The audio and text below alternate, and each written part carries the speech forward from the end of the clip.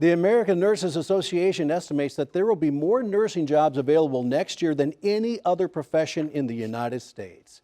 Now, in addition to a shortage of qualified nurses, Oklahoma is also in desperate need of more volunteer firefighters, especially in rural parts of the state.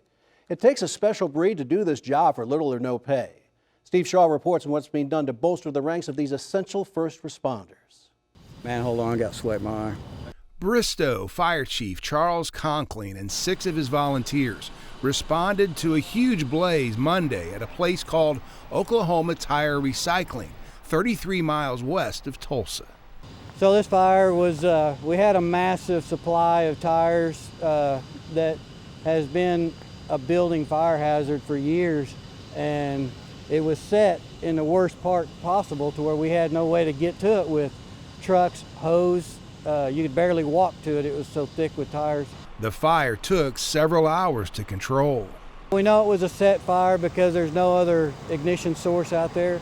Don't know the intent. It might have been an accident. Who knows? Maybe been somebody camping out. But it was definitely a set fire. Bristow is a combination full-time paid and volunteer fire department.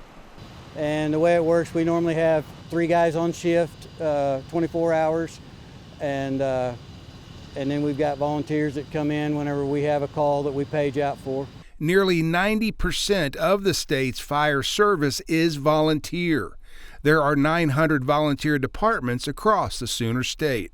This week, we spoke with Conkling and chiefs from 5 other rural departments about why they're running so short of volunteers.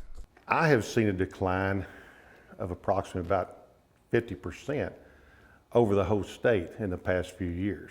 Speck Plunkett is chief of Chieftain's Volunteer Department and serves as president of the Volunteer Firefighters Association of Oklahoma. When that bell goes off, whether it's 4 o'clock in the morning or whether it's at noon at daytime or whatever, you got to know there's somebody's life depending upon that. And the thing about that is, that bell went off because somebody's needing you. Fort Gibson Fire Chief Nathan Parker says that used to be enough to attract dedicated volunteers. We've got one that's still on. He's got 42 years invested in it. And those are the guys we're having a hard time replacing.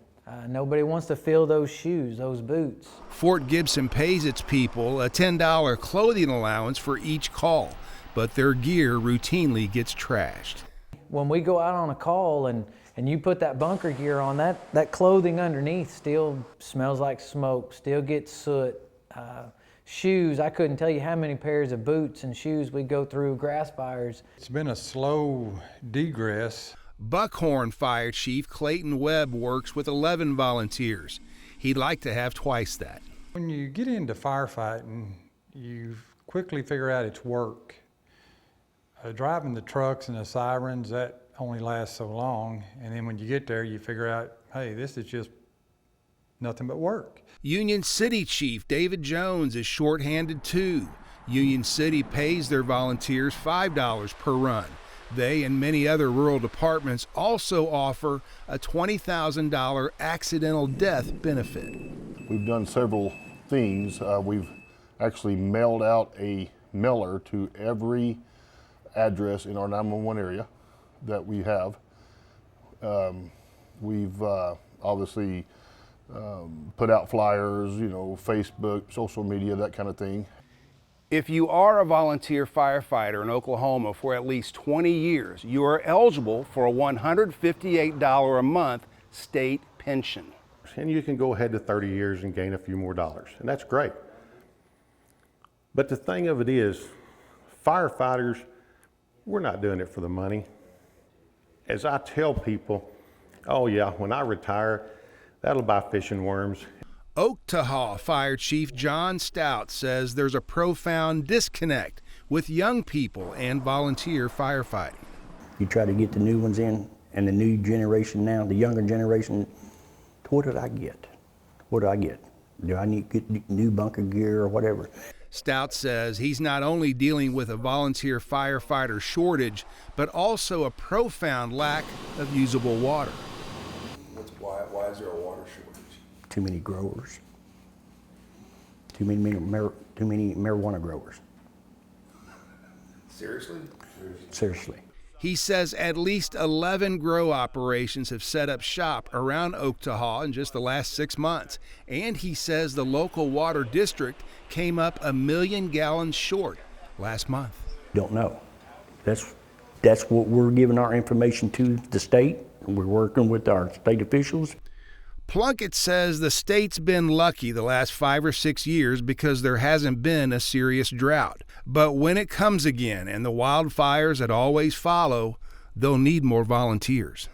We don't have what we need legislatively to help volunteers.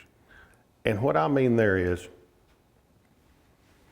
we've asked some legislatures, could you come up with something, and I'm just going to throw something out like I threw out to some legislators, to come up with maybe like a tax card, meaning if you were a volunteer firefighter, you could actually take this tax card and buy a bill of groceries for your family and not have to pay a sales tax on it. Unfortunately, people aren't really jumping up and down to do this job. Steve Shaw, the Oklahoma News Report.